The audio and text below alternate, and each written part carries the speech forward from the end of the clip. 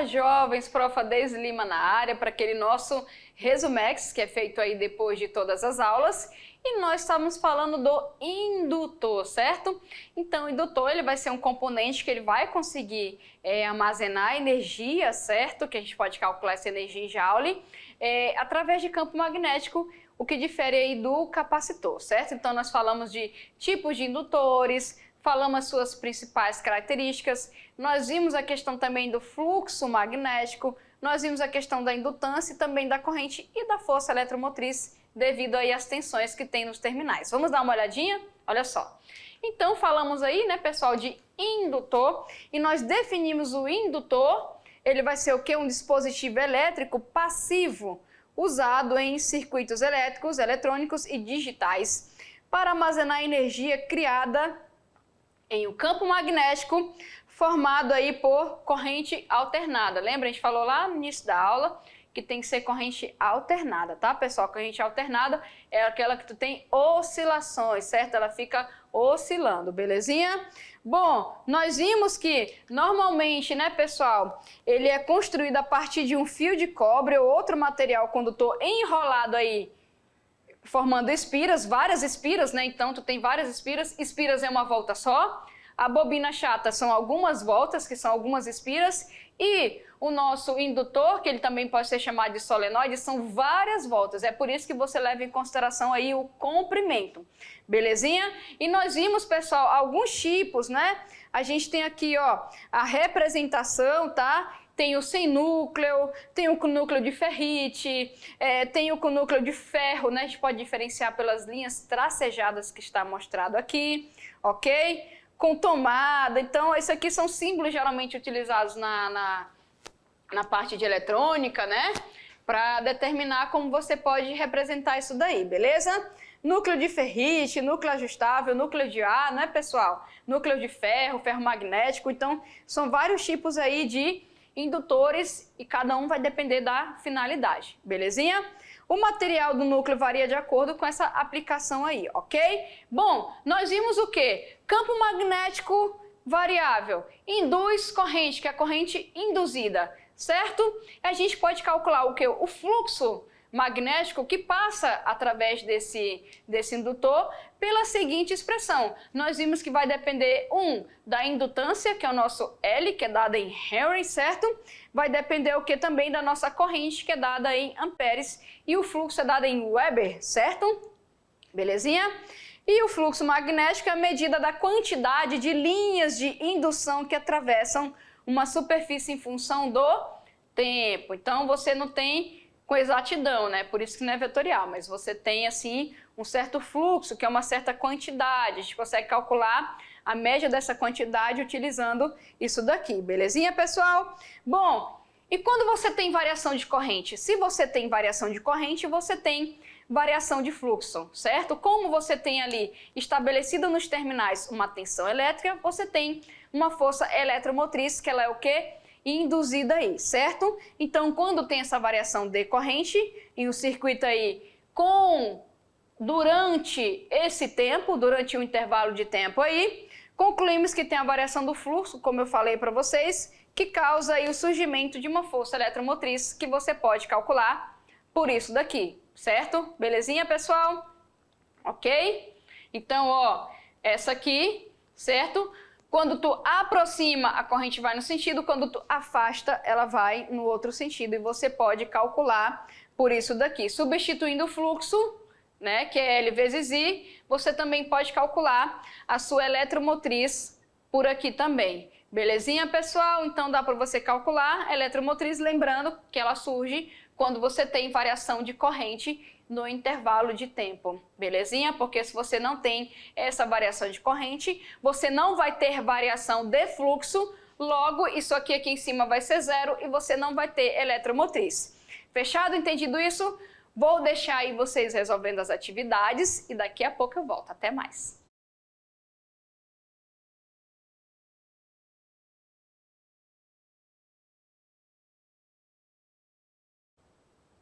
Voltamos, pessoal, olha só, estávamos falando aqui da nossa revisão, certo? Deixei vocês fazendo a atividade e agora a gente vai tirar as dúvidas resolvendo aí as questões, certo? E tirando aí o que ficou para a gente aparar as arestas. Então vamos para a nossa questão de número 1, que tem um desenhozinho bem bacana aí, e fala o seguinte: uma espira, certo? É uma volta só, né? Gira com velocidade angular constante. Vai entrar velocidade angular porque tem ângulo, certo? Em torno de um eixo AB, tá, pessoal? Então, como mostrado aqui, ó, a espira, né? Imagine aqueles palitos aqueles ferro de churrasco rodando, né? E você tem algum círculo ali rodando junto, né? Então, tu tem o eixo, né? O frango seria a espira e o palito de churrasco seria o eixo, tá? O espeto. Bom, mas tá aqui a nossa espira. Nesse caso é quadradinha, né? Como vocês podem ver. Ela tá girando aí bonitinho. E ela tá submersa nesse campo, pessoal. Ela tá submersa nesse campo bem aqui, como vocês podem ver que está sendo representado por xizinho, tá? Pode-se dizer o quê? Ó, surge na espira uma corrente elétrica alternada. Ó, ela tá alternando, ela tá girando, certo? O que nós vimos na nossa aula? Toda vez que tem variação de campo magnético, surge aí na nossa espira uma corrente, certo? Que vai se alternando aí, belezinha? Ah, professora, mas o campo tá aqui, quem tá girando é a espira. Lembra que eu falei para vocês? Ou tu tem afastamento, aproximação do campo, ou você tem o quê? Variação na tua espira. No caso, ela tá o quê? Rodando. Então a gente fica com a letra A, belezinha? Aqui ele fala que surge na espira uma corrente contínua. Não é, né, pessoal? Corrente contínua é alternada, tá? Porque a gente está tendo uma variação desse campo, belezinha? Surge na espira uma força eletromotriz induzida constante. Não é constante, vai depender da variação da nossa corrente, não é isso? Surge na espira uma força eletromotriz sem que a corrente circule na espira. Aí, se eu não tenho variação de corrente, eu não tenho a força eletromotriz, certo? E a força eletromotriz na espira é nula, mas nesse caso, como tem essa variação aqui, então não vai ser nula. A gente vai ficar com a letra A, certo? E aqui só para a gente colocar, ó, os dizeres que eu falei para vocês. Com a rotação da espira com velocidade angular constante, surge uma variação de fluxo magnético através da espira e essa variação vai realizar o quê? Uma corrente, né? Vai induzir aí uma corrente que a gente pode ser dada por essa expressão aqui, ó. Certo? Tá aqui, ó. Aqui a nossa força eletromotriz induzida, a nossa corrente, né, pessoal? O exílio foi para representar a eletromotriz aqui, tá? Aqui dividido pela resistência a gente tem a corrente. E aqui, olha só, no último, substituindo no outro, a gente pode calcular essa corrente por isso daqui, se eu tivesse dados para fazer isso, beleza? Então você fica aí com a alternativa A, tá? Então aqui no nosso exemplo, se a espira gira com velocidade angular constante dentro desse campo aqui, faz surgir na nossa espira uma corrente dita alternada, tá? E a gente também vai ter aí uma força eletromotriz. Fechadinho, pessoal, beleza? Vamos para a questão de número 2, que fala o seguinte: um certo detector de metais manual usado em aeroportos, né, aquele que você pega assim e passa assim na pessoa, né, para detectar, tá? Consiste em uma bobina de um medidor de campo magnético, tá? Então ele é aquele manual, tá? Mais simples. Ele consiste de uma bobina e de um medidor de campo magnético, belezinha? Na bobina circula uma corrente elétrica que gera um campo magnético conhecido. Lembra? Passou corrente no nosso circuito lá, no nosso condutor, na nossa espira, né, que é feito... Já pensei em comida, né, gente? Esfirra, depois... depois eu vou atrás, tá? Na nossa espira, voltando na nossa espira, passou corrente, surgiu o quê? Campo magnético. Então ele fala aqui, olha só, que circula a corrente, então eu vou ter o campo magnético aí, chamado campo de referência. Quando o detector é aproximado de um objeto metálico, o campo magnético registrado no interior torna-se diferente do campo de referência, acusando assim a presença de algum metal. A explicação, pessoal, olha só, ele funciona dessa forma aqui, sabia? E qual é a explicação para isso daí, ó? A gente tem aqui a variação do fluxo, ó, se liga aqui, eu só vou ler de novo com vocês, ó. Quando o detector é aproximado, primeiro, girou a corrente na espira, certo? Vai gerar o quê? Um campo magnético ali. Então, tu tem uma corrente que é conhecida, ela circula ali, certo? Vai gerar um campo magnético, belezinha? Esse é o campo magnético de referência. Opa, já sei o valor. Então, o que vai acontecer? Se eu aproximar esse detector através de algo de metal, vai o quê? Interagir com esse campo. Vai ser diferente do campo de referência. E essa interação, opa, tá tendo metal aí, certo? Que o campo de referência é 1. Esse metal aqui está interagindo. Então, vai acusar que a pessoa está com alguma coisa de metal, certo? E qual a explicação? Ele fala assim: a variação do fluxo do campo magnético através do objeto metálico induz nesse objeto correntes elétricas que geram um campo magnético total diferente do campo de referência. Poxa, já botei a alternativa certa aqui, né? Era para ter deixado mais para frente, né, gente? Então, ó, vamos explicar. Eu tenho duas formas de obter. Se você tem ali, tem a fonte de tensão. A fonte de tensão pode ser alguma coisa que forneça carga, né, pessoal, para o circuito, uma bateria, por exemplo. Então, você fez lá o detector. Tem lá a bateriazinha, certo? O que vai acontecer? Tu tem um indutor lá dentro. Tá passando corrente nessa espira, passar corrente no condutor gera o quê? Campo magnético, certo? Esse campo magnético ele é conhecido por causa do valor da corrente que está passando ali, belezinha? Então ele é o campo magnético o quê? De referência, beleza? Mas o que nós falamos também? Que quando você tem campo magnético variável perto de algo metálico, perto de um condutor, lembra lá do galvanômetro? Quando você varia esse campo, é acusado que é a passagem de corrente. E quando passa a corrente, gera o que, gente? Campo. Olha só, uma coisa leva a outra. Então, o que vai acontecer no detector de metal? Você tem um fluxo lá do campo magnético, que a gente tem um campo de referência dentro do detector. Esse campo, quando ele aproxima de alguma coisa de metal, o que vai acontecer? Tu aproximou aqui, está aproximando. Opa, está variando o campo, está induzindo uma corrente naquele negócio de metal, certo? Induziu a corrente no negócio de metal, vai gerar o quê? Campo. Esse campo é diferente do campo de referência. Aí vai acusar o quê? Opa, é metal, certo? Então a pessoa está com metal e a explicação é dada por isso daqui, belezinha? Aí a gente tem outras alternativas aqui que fala que a variação do fluxo do campo magnético através do objeto metálico induz nesse uma densidade não nula, né, gente, de carga, não tem nada a ver isso aqui, tá? Aí ele coloca outras aqui, variação do fluxo através do objeto metálico, induz nesse objeto correntes elétricas que geram um campo magnético total diferente do campo de referência, tá? Aí aqui, olha só, a diferença dessa, né, vamos ver aqui para a letra A, é que ele fala que a variação do fluxo magnético através do objeto metálico induz. Nesse aqui, creio que A e a C está igual, pessoal, vamos ver aqui, está igual, né? Então, quem marcou também serve, tá? Gostei tanto da resposta que eu coloquei duas iguais, tá certo? Então, aqui a gente vai ficar o quê, ó? Quando ele é aproximado, como eu falei para vocês, de um objeto metálico, o fluxo do campo magnético por ele cria, certo? Aí, ó, um objeto, uma força eletromotriz induzida, que por sua vez gera uma corrente induzida, que gera um campo magnético diferente do campo de referência, tá? Então, a primeira que eu vi certa foi a A, então vamos marcar aqui, tá bom? Mas a outra, se tá igual, entra pro jogo também. Tá, pessoal? Belezinha? Fechado, né? Aplicação aí de indutor através de algo que é conhecido, né? Que é o detector de metais. Beleza? Fechado?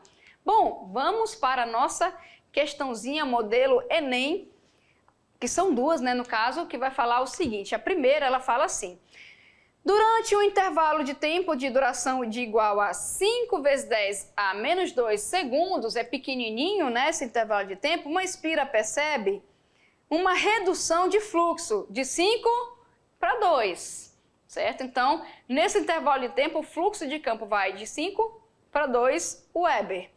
Calcule a força eletromotriz média, interprete o sinal do resultado, pessoal. Ó, vamos lá, vou resolver com vocês no quadro, tá? Para dar uma ampliada aqui. Olha só, pessoal, aqui ele fala o seguinte, né, o comando aqui é mais direto, então tu tem um intervalo de tempo, belezinha? Tá aqui o intervalo de tempo, que é o ΔT, que vale 5 vezes 10 a menos 2, que é 0,05, certo? Bom, que é centésimos, né, então é bem pouquinho. A espira percebe uma redução de fluxo, essa redução, ela vai de 5, meu jovem, aqui, ó, eu vou chamar aqui de fluxo 1, por exemplo, né? Ela vai de 5 para 2. Vou chamar isso aqui de 2, tá? Belezinha? Qual é o valor da força eletromotriz? Bom, nós vimos lá que, pela lei de Lenz, né, que o valor da força eletromotriz é o quê? Menos o fluxo sobre o tempo. Você não tem a variação do fluxo? Tem. Você não tem o tempo? Tem também. O que falta para calcular? Substituir. Então vamos lá, olha só. Eu tenho fluxo 1, fluxo 2. Toda a variação é dada do último menos o primeiro. O último vale 2, o primeiro vale 5. E eu vou substituir aqui e vou dividir para o tempo, certo? Olha aí. Menos 3.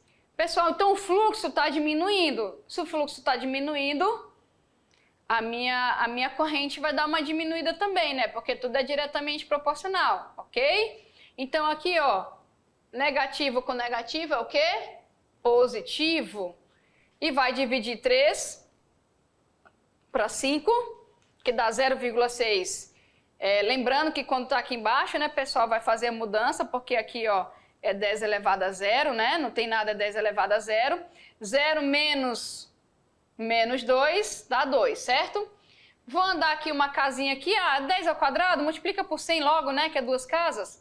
Pronto, dá 60 volts, certo? Deu positivo, pessoal, ok? Se deu positivo, vai gerar o quê? Algo a favor do indutor. Então, se é positivo, a nossa força eletromotriz é positiva, a força aqui induzida surgiu para gerar um fluxo a favor do indutor, certo? Se fosse negativo, seria contra o indutor. Então, quando aqui o fluxo diminui, ele gera uma eletromotriz a favor do condutor. Quando o fluxo aumenta, vai dar o sinal negativo, então ele vai gerar aqui contra o indutor. Fechado? Belezinha? E essa foi a nossa terceira questão. E vamos para a nossa quarta e última questão. Na tela, a figura representa uma das experiências de Faraday que ilustram a indução eletromagnética, em que Epson, que parece um Ezinho, é uma bateria de tensão constante, que é a nossa força eletromotriz, né? Se tem bateria, né, gente, tem força eletromotriz envolvida. E K é uma chave. K é uma chave qualquer, poder chamar de CH se quiser, né? É bem parecido com o desenho que a gente viu na aula. B1 e B2, parece bananas de pijama, é do meu tempo isso, tá, gente? São duas bobinas enroladas, né? No núcleo de ferro doce. Ai, ferro doce, olha só, será que sabor tem? E G, pessoal, é um galvanômetro, beleza? Ligado aos terminais de B2. Então, tu tem aqui, ó, tu tem uma bobina aqui, enrolada desse lado, que está ligada ao galvanômetro. A gente viu uma figura bem parecida na aula, né?